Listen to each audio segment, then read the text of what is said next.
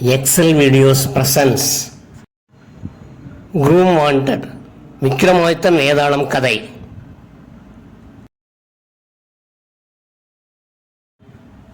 Please subscribe, share, like and comment.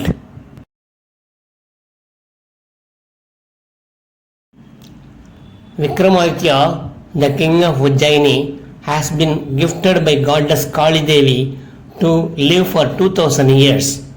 He used to rule his country for first 6 months and then he used to go to the forest for the next 6 months.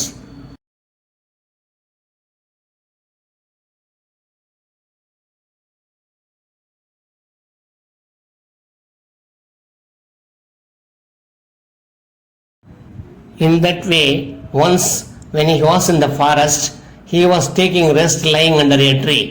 Then he found a corpse hanging there as usual. Then he had a sound from that corpse requesting the king to release him from there.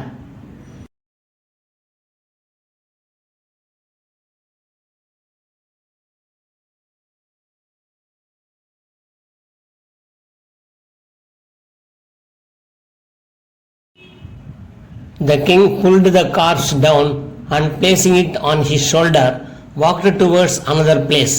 On the way, the Betal in the corpse said, "Hi king, I admire your abilities and intellect. I will tell you one more story."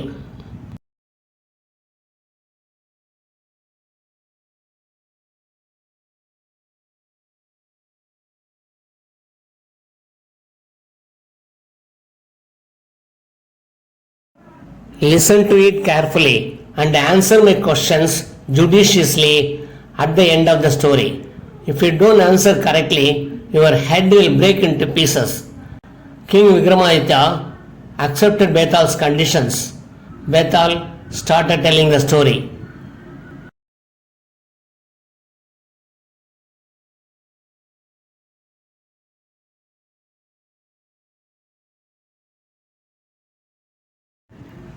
The princess of Magad kingdom, Chandralekha, was extremely beautiful.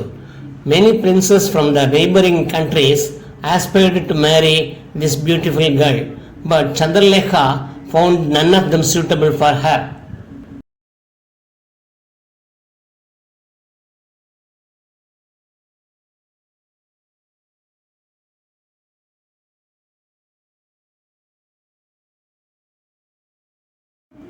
As the days went by, the king and the queen of Magad kingdom became more worried about her marriage. One day, Chandralekha's parents asked her why she rejects all the proposals. "What kind of a boy do you think will suit you for your marriage?" they asked.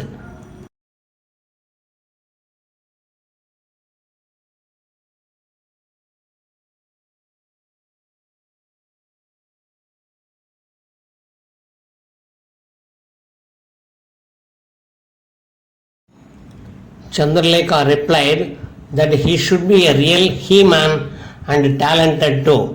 He should also be courageous and strong enough to defend his wife, she added.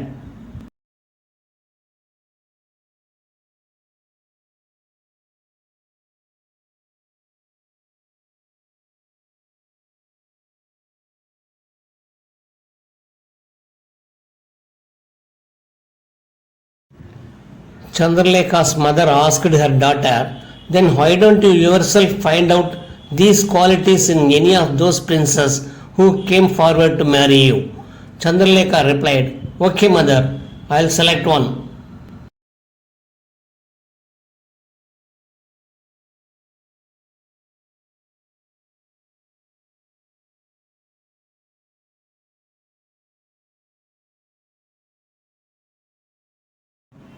After some days, a prince by the name Virendra from a neighboring country came there and expressed his wish to marry Chandralekha. In reply to him, Chandralekha asked him straight away, "What specialty do you have that you want to marry me?"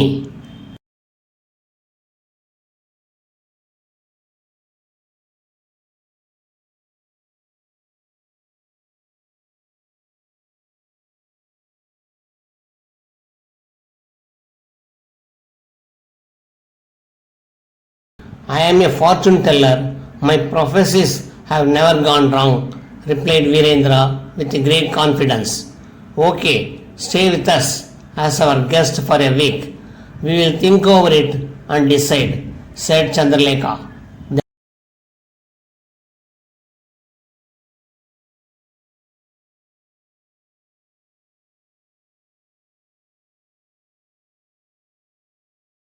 Then she ordered her maid servants to make arrangements for the prince's stay in the palace.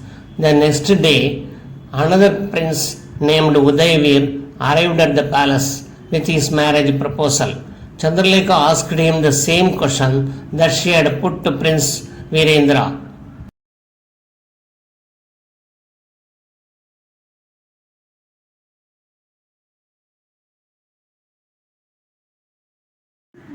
Udayvir replied, I have a chariot which not only runs on land but also can fly over mountains and rivers as well.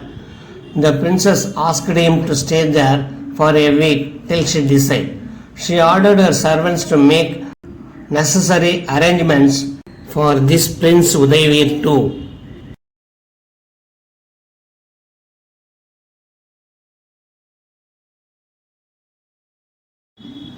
Next day, a third prince came to marry her.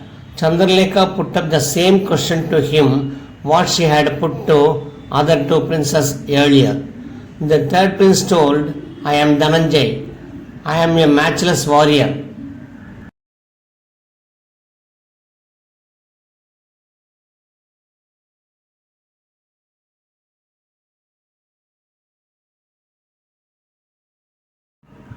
When I wield my sword, even huge rocks are shattered.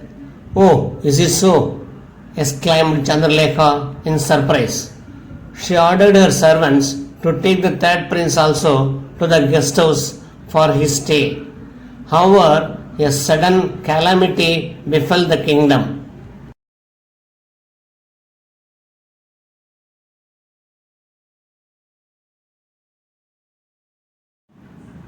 The next morning, Chandralekha was found missing from the palace.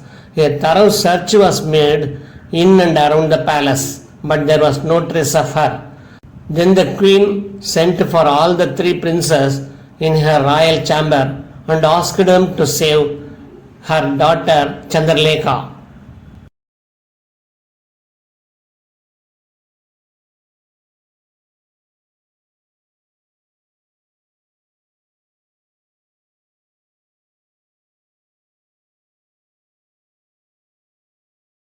She said to Prince Virendra, you are soothsayer. Now the princess is missing. Tell me where she is now. The Prince Virendra went into a deep meditation. He then made some calculation and then said,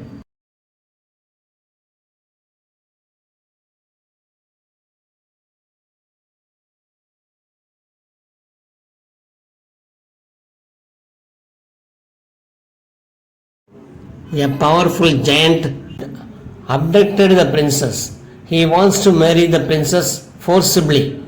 Prince Virendra then drew a map to reach the giant's palace. Then all the three princes took the magical chariot and started in search of the princess.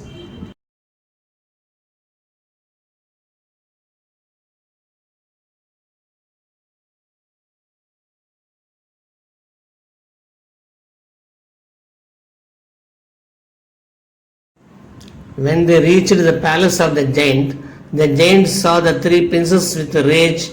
He attacked them furiously. A fierce fighting ensued between Prince Dhananjay and the giant. Dhananjay cut off the giant's neck with his powerful sword.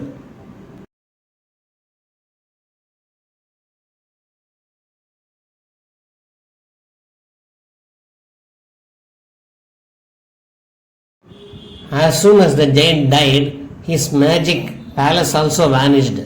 Thus Chandralekha was escorted by the three princes and they returned to the palace.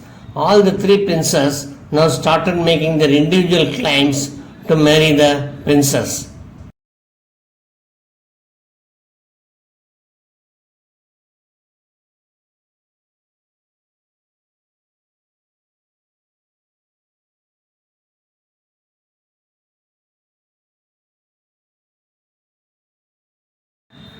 Prince Virendra said, "It was I who told the whereabouts of the missing princess, so I have every right to marry her." Prince Udayvir said, "It was due to my chariot that the other two princes could reach the giant's palace."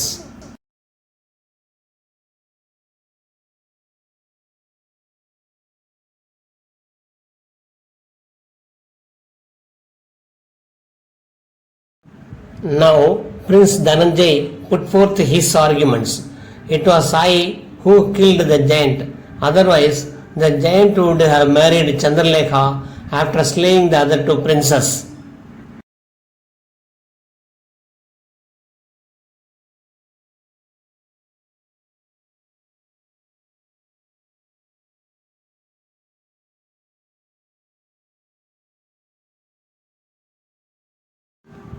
Lastly, the queen decided that Princess Chandralekha should herself choose her future husband. Thus, having told the above story, Bethel asked Vikramaditya, "Tell me, who was the most deserving prince whom Chandralekha married?"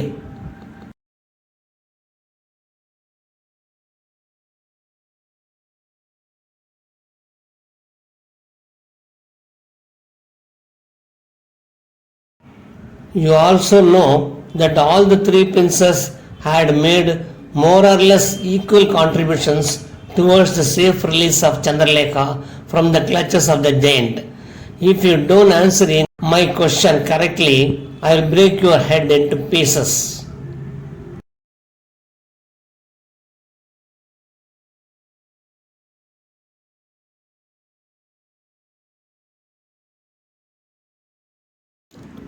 King Vikramaditya remained silent for a few moments and then said, "There is an old saying, might is right.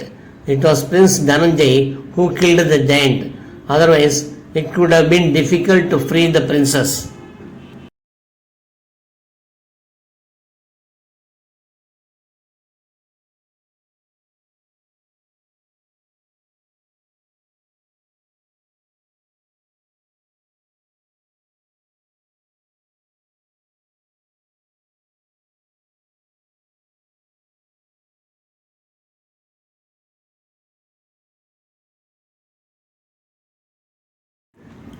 So he was most suitable to marry Chandralekha.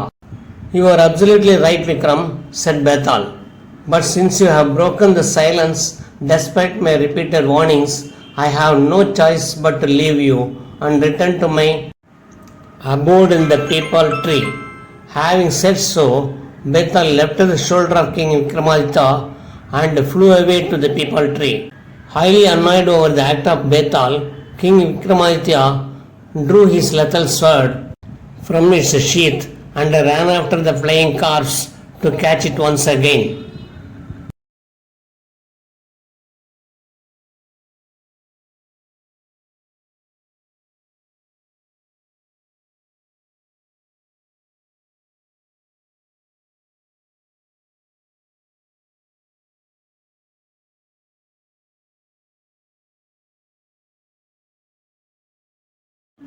Please subscribe, share, like and comment to encourage us. Hit the bell icon to receive our future videos. Thanks for watching.